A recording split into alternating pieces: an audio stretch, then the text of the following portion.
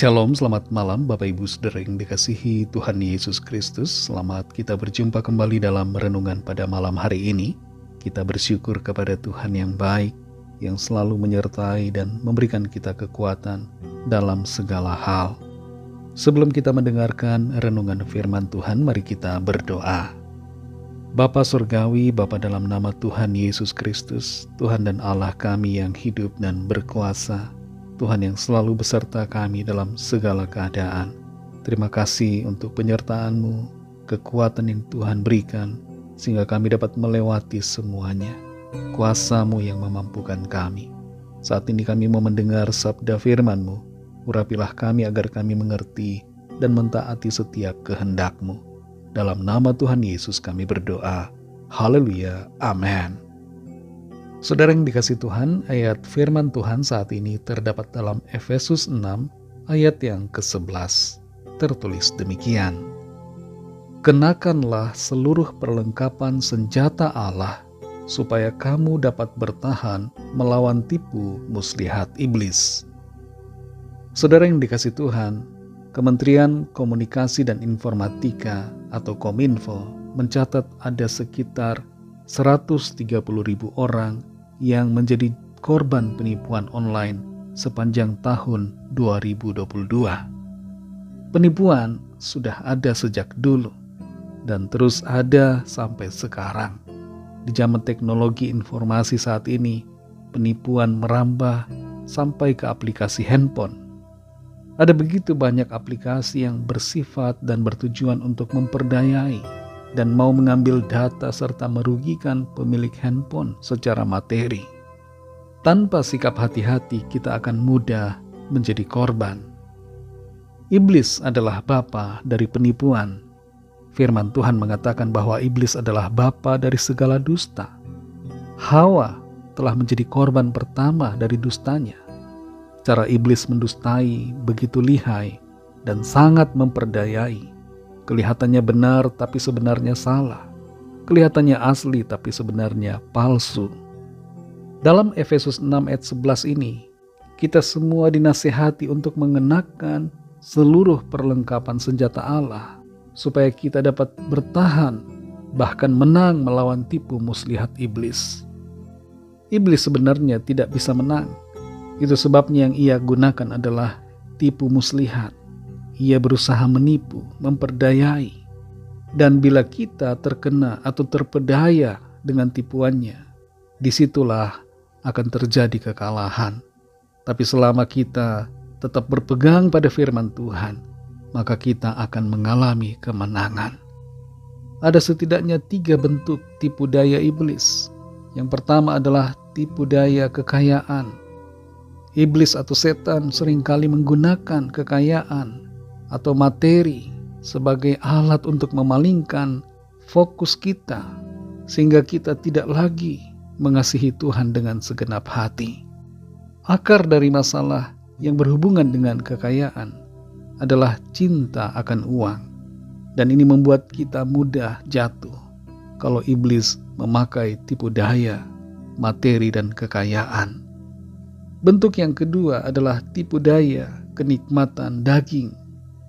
Segala hawa nafsu dan keinginan daging yang berdosa adalah alat yang dipakai iblis untuk menjebak kita. Tuhan Yesus pernah dicobai iblis, dan iblis meminta Tuhan Yesus untuk mengubah batu menjadi roti.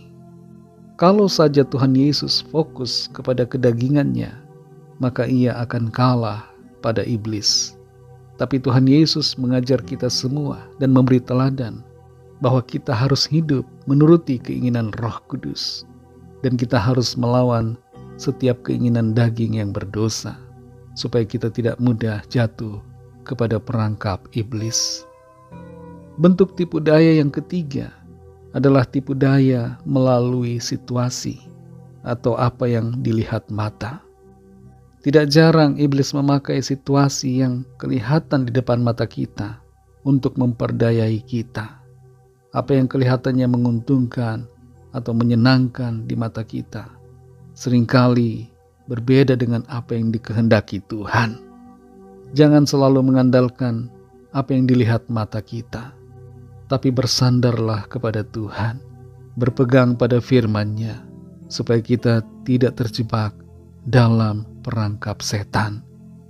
Saudara yang dikasihi Tuhan, adakah kita hari-hari ini sedang terjebak atau sedang digiring oleh kuasa iblis masuk dalam perangkapnya? Mari jangan terjebak dengan tipu daya iblis yang kelihatannya menarik, kelihatannya menggiurkan, kelihatannya indah, tapi sebenarnya merugikan dan membawa kebinasaan.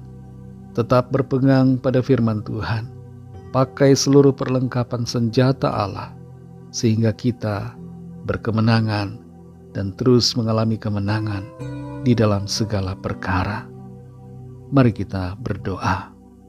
Terima kasih Tuhan Yesus, kami mengucap syukur untuk firman-Mu yang sudah kami dengar pada saat ini, mengajarkan kepada kami untuk berpegang pada firman-Mu, memakai seluruh perlengkapan senjata-Mu, untuk kami dapat bertahan dan bahkan berkemenangan terhadap segala tipu daya dan tipu muslihat iblis. Kami mau percaya kepadamu, kami mau berharap kepadamu dan mengandalkan Engkau saja Tuhan. Kami tidak mau menuruti keinginan dosa, keinginan hawa nafsu daging yang tidak berkenan kepada Tuhan. Tapi kami mau menuruti keinginan-Mu Tuhan dalam hidup kami. Kuatkan kami selalu ya Roh Kudus. Berikan kami hikmat, karuniakan iman yang lebih lagi untuk kami hidup seturut dengan kehendak-Mu. Berkati kami Tuhan di sepanjang malam ini, dalam istirahat kami. Lindungi kami, sertai kami, naungi kami dengan kasih dan kuasa-Mu. Kami berdoa bagi yang sedang dalam keadaan sakit dan dalam pergumulan, persoalan, agar tangan Tuhan menjamah, menyembuhkan, melawat, memulihkan, melepaskan, memberikan kemenangan. Dan Tuhan menyatakan kuasa, mujizat-Mu yang ajaib atas setiap kami. Berkatilah bangsa kami Indonesia dan juga semua bangsa di dunia ini. Berikanlah keamanan, kedamaian, dan kesejahteraan. Dan lawatlah setiap orang dari segala bangsa, supaya percaya kepadamu dan menerima anugerah keselamatan. Ampunilah kami akan dosa kesalahan kami, seperti kami juga mengampuni orang yang bersalah kepada kami. Ajar kami untuk hidup dalam kasih dan dalam kebenaran-Mu, sehingga kami menjadi sempurna seperti-Mu. Dalam nama Tuhan Yesus Kristus, Tuhan dan Juru Selamat kami sudah berdoa dan mengucap syukur. Haleluya. Terimalah berkat Tuhan. Tuhan memberkati engkau dan melindungi engkau. Tuhan menyinari engkau dengan wajah-Nya dan memberikan kasih karunia. Tuhan menghadapkan wajah-Nya kepadamu dan memberikan damai sejahtera. Berkat anugerah dari Bapa Surgawi, kasih karunia dari Tuhan Yesus Kristus, dalam persekutuan dengan Roh Kudus, menyertai kita semua, sekarang ini dan sampai Maranatha Tuhan Yesus datang kembali, dan bahkan sampai selama-lamanya. Dalam berkat nama Tuhan Yesus Kristus, haleluya, amin.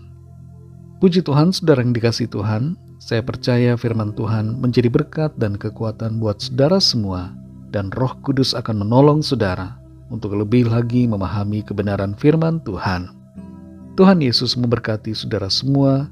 Sampai jumpa dalam renungan yang berikutnya. Haleluya.